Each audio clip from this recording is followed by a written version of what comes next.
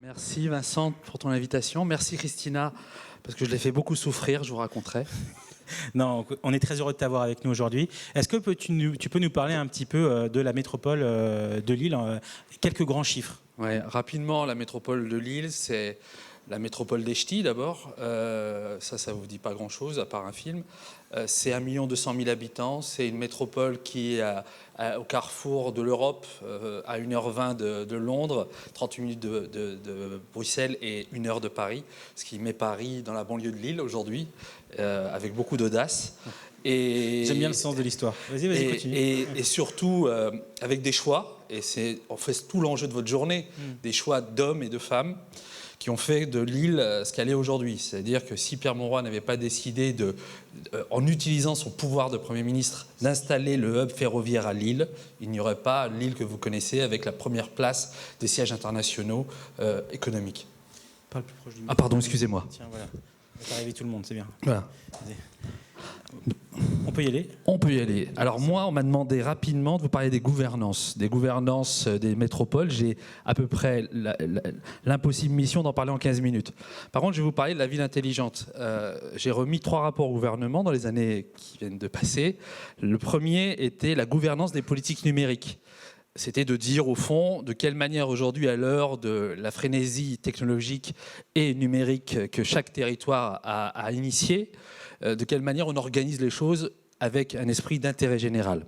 Ça, c'était le premier rapport qu'on a remis à Emmanuel Macron et Axel Lemaire il y a quelques mois, années. Le second était très intéressant, parce que je pense que c'est l'essentiel, c'était le sujet de l'innovation publique territoriale. À Maryse Lebranchi, au moment de la loi NOTRe, c'est de savoir au fond de quelle manière on associait les habitants au destin de leur territoire en les faisant collaborer, les rendant co-responsables de l'avenir de leur territoire. Et on a travaillé sur les sujets d'hybridation, des sujets de droit à l'expérimentation, droit à l'essai-erreur et l'enjeu du lâcher-prise des pouvoirs publics.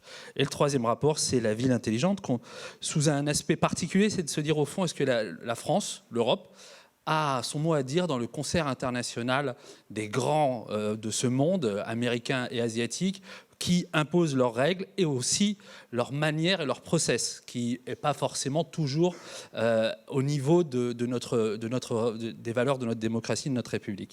Et donc on a remis ce rapport et les métropoles, c'est pas parce que je suis du métropolitain, mais vous allez dire que si, les métropoles se sont définis comme un levier, un maillon essentiel aujourd'hui dans l'expression de la ville intelligente à la française.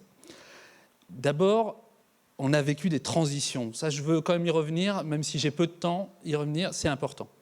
Les transitions, c'est 3 hommes.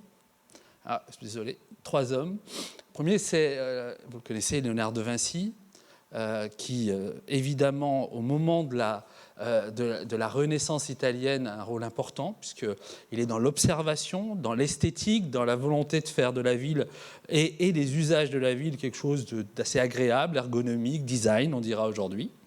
Le deuxième, c'est Victor Hugo, qui, dans le livre 5 de Notre-Dame de Paris, évoquait que l'imprimerie allait détruire la place de l'architecture dans la civilisation, d'une certaine manière de dire au fond le savoir, allait dépasser la question de la puissance guerrière, la puissance architecturale que représentaient les cathédrales notamment.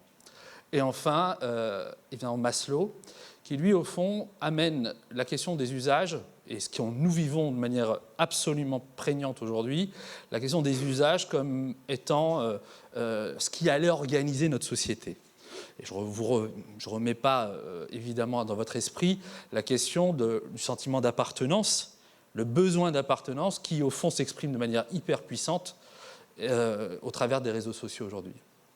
Après, nous avons l'enjeu pour nous dans les territoires, et donc qui renvoie à la question de la gouvernance. C'est d'abord la question fondamentale qui se pose à tous les territoires, c'est la question de la gestion de la donnée, la gouvernance de la donnée. Et là, j'arrive à la question que m'a posée, c'était quels sont aujourd'hui les actes politiques, organisationnels et institutionnels qu'on doit poser pour travailler aux nouvelles gouvernances. D'abord, la donnée. C'est quoi la donnée? C'est simplement, au fond, l'expression, l'illustration des comportements sur un territoire. Pour nous, défenseur de l'intérêt général, c'est d'abord un acte de prédictibilité pour améliorer nos politiques publiques et rendre un peu plus singulière l'approche politique au travers des politiques que nous menons. C'est d'abord la question de la gouvernance de la donnée, c'est de quelle manière, à un moment donné, on met en place, ce qu'on a essayé de faire dans la loi EPIC numérique, les données d'intérêt général. Alors c'est un grand mot. Nous, on a une proposition assez simple pour le prochain mandat municipal, c'est une compétence qui modifierait le CGCT, qui soit la compétence préparation de la donnée. C'est-à-dire que globalement, le tiers de confiance parapublic, public, qui peut être dans un territoire organisé avec le bon niveau territorial, qui soit la métropole, la région ou le département, a en charge la mise en œuvre de l'agrégation de la donnée, la collecte, la sécurisation et la remise à disposition à titre onéreux dans le cadre économique et à titre gracieux dans le cadre de l'intérêt général. C'est absolument une bataille que beaucoup de territoires mènent aujourd'hui, Lyon, Nantes, Lille, pour faire en sorte d'amener cette question de la donnée comme un acte politique. Je crois même que la Commission européenne à Porto annoncera fin janvier que nous souhaitons faire un appel des 100 communes européennes pour développer ce projet de gouvernance de la donnée. Deuxième acte, c'est celui, vous avez un système neuronal, c'est celui de l'ensemble des systèmes d'information. Là, c'est très technique, mais au fond, si on ne parle pas back-office territorial, la ville intelligente, c'est sympa, mais globalement, elle n'est pas très pérenne dans le temps. Et donc, le réseau synaptique qui est évoqué ici, c'est de dire qu'au fond, on a des systèmes d'information qui sont liés à telle ou telle collectivité, telle ou telle organisation, et que pour être plus efficace, pour permettre d'améliorer le service en facial pour les habitants, c'est peut-être le mettre en connexion dans le cadre d'une stratégie d'API. Et c'est aussi une proposition que nous faisons, très précise, pour que nous soyons les leaders des plateformes territoriales de demain, pour permettre vraiment de préparer les enjeux de l'avenir.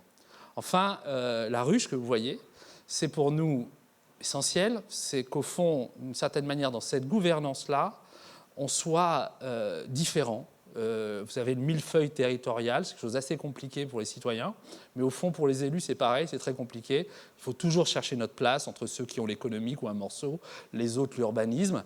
C'est important qu'on trouve des solutions de gouvernance politique qui soient différentes. Et on a une proposition, c'est de faire en sorte que au fond, les syndicats mixtes qui existent aujourd'hui, qui réunissent différents niveaux de collectivité, aient aujourd'hui un rôle très important dans la question de la ville intelligente ou la ville de demain, ou la construction de la ville, sur les aspects urbanistiques, sur les aspects de réseau, sur les aspects évidemment de la mobilité, de la question du tourisme, de l'attractivité, de l'économie. Ça, c'est quelque chose d'important. C'est évidemment une page impossible à tourner l'année prochaine, mais c'est des perspectives que nous devrons nous donner. Au fond, ce que vous voyez comme image en dessous, au travers des services smart, terme qui est un peu insupportable, mais au moins on sait de quoi on parle, c'est de faire en sorte qu'on crée une synergie, une convergence de l'ensemble des actions publiques et au fond du rôle des institutions au service des citoyens pour personnaliser l'approche politique autour de l'enjeu numérique. Après, on a les défis. Pardonnerai d'aller vite, mais je pense que Vincent me posera peut-être des questions. Les défis pour nous, qui sont fondamentaux, c'est l'intelligence artificielle. Alors évidemment, c'est un grand mot à chaque fois qu'on en parle, sauf que l'intelligence artificielle va fortement impacter l'ensemble de notre organisation. Ça impacte déjà les métiers, d'abord les métiers d'accueil, les métiers qui sont dans le systématique. Et ça, c'est une vraie question pour nous qui regardons l'emploi de manière très précise.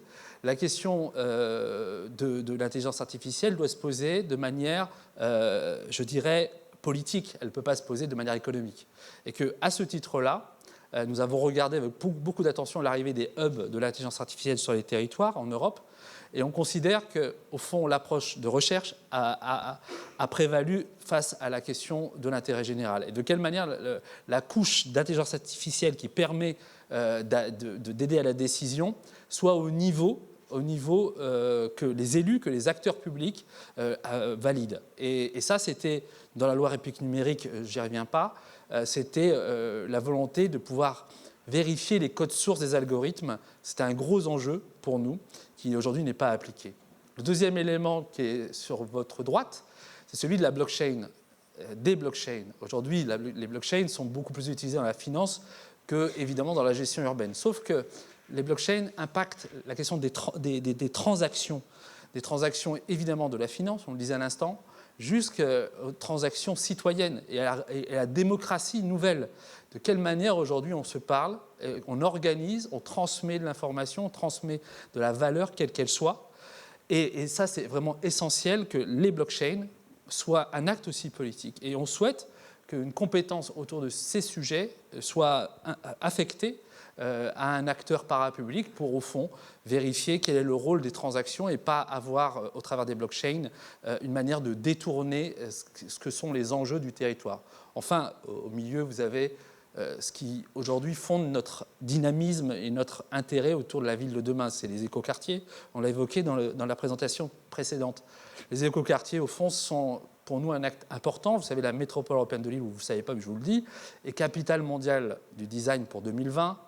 Elle l'a été parce qu'elle a développé les écoquartiers avec deux principes. C'est d'abord la question environnementale, bien évidemment, la bonne gestion des ressources, avec des cahiers des charges très précis sur l'équilibre entre espace vert et espace construit, les équilibres entre, évidemment, périphérie d'une métropole qui est la plus rurale de France, et cette ressource qui nous permet d'être dans le circuit court, et de la construction qui soit aujourd'hui, la plupart du temps aujourd'hui, en basse consommation ou en passif. Et ça, pour nous, c'est un vrai enjeu, sauf qu'on doit se battre en permanence pour pouvoir organiser, acculturer les services de l'État. Alors, pas tous les services de l'État, si on a qui sont dans la salle, vous m'engueulez, mais beaucoup de services de l'État pour dire, au fond, cette manière de construire doit être la manière aujourd'hui qui s'impose. Non seulement constructeurs, aux règles de marché public, et ça, c'est aussi un enjeu qui est devant nous. Le sens, et là je vais plus vite, pour nous le sens, et je le disais à plusieurs reprises, c'est d'abord de préparer la manière de vivre ensemble demain. Vous avez Wenceslaer Nosy qui est un descendant de Geronimo, hein, voilà, quand je lui dis ça, ça te fait un peu marrer, mais c'est la vérité. Wenceslaer nous disait dans une conférence qu'il faisait à Lille, on travaille ensemble, et il nous dit, au fond, le travail que vous faites sur la ville de demain, sur la technologie dans la ville, sur les capteurs, sur la manière, au fond, de produire de l'intelligence avec les différentes données dont vous disposez, tout ça, c'est pour quoi faire. Tout ça, c'est pourquoi faire. Et ça, c'est vraiment ce qui fonde aujourd'hui notre action sur la question de la ville intelligente. C'est pourquoi faire. Je pense que la présentation précédente montre bien qu'il y a des rattrapages, qu'il y a des rééquilibrages à faire, qui soient sur la question d'un bon équilibre entre la nature et la construction, la place de l'homme et de la femme dans un espace qui est aujourd'hui de plus en plus restreint, contraint. Et donc, on a besoin d'avoir cet équilibre. Et donc, il faut absolument une régulation publique. La deuxième photo, c'est Denis Mukwege, qui travaille avec nous aussi sur la métropole, sur la question de la traçabilité des matériaux, vous savez, des métaux rares qui se trouvent dans les matériels informatiques ou électroniques. Et ça, c'est aussi un enjeu important. On ne peut pas être dans une société qui considère que parce qu'elle intègre dans tous ses process, elle implémente de la technologie, qu'elle a réglé la question, au fond, de l'équilibre, même si sur son territoire propre, elle a permis d'amener de l'inclusion, de la médiation ou même de la solidarité. Il faut regarder les choses dans ce monde du numérique, dans ce monde des villes de demain, de manière globale et de connaître la traçabilité de l'ensemble des matériels qui sont aujourd'hui utilisés par tous et par toutes est absolument fondamentale. C'est une manière, au fond, de créer une synergie entre les individus dans une société qui s'individualise légitimement, puisqu'à chaque acte numérique, on essaie de personnaliser le service. Mais aujourd'hui, en dehors de la personnalisation, il y a la question de l'altérité et de notre rôle de rayonnement sur des valeurs que nous défendons. Et au fond, c'est au milieu, et j'en terminerai avec ça, c'est l'enjeu de l'éducation en général, c'est l'enjeu de l'accompagnement, c'est l'enjeu de l'initiation à l'ensemble des valeurs qui sont les nôtres. Et les métropoles aujourd'hui et c'est le sujet, ont un rôle fondamental parce qu'elles ont une taille critique. Ça ne veut pas dire qu'elles vampirisent ce qui est autour d'elles, parce que c'est aujourd'hui la peur de certaines collectivités qui ne sont pas dans des métropoles, ou qui sont un peu perturbés par le rôle des métropoles. Mais une métropole, ça peut être un accélérateur de cette innovation autour de la question, évidemment, du durable, de la solidarité et de la connexion à tous. Et ça, c'est pour nous essentiel en la matière de pouvoir donner à ces métropoles cette responsabilité qui, au fond, au travers de cette nouvelle organisation territoriale, doit permettre de mieux se parler au niveau des territoires. Merci à vous.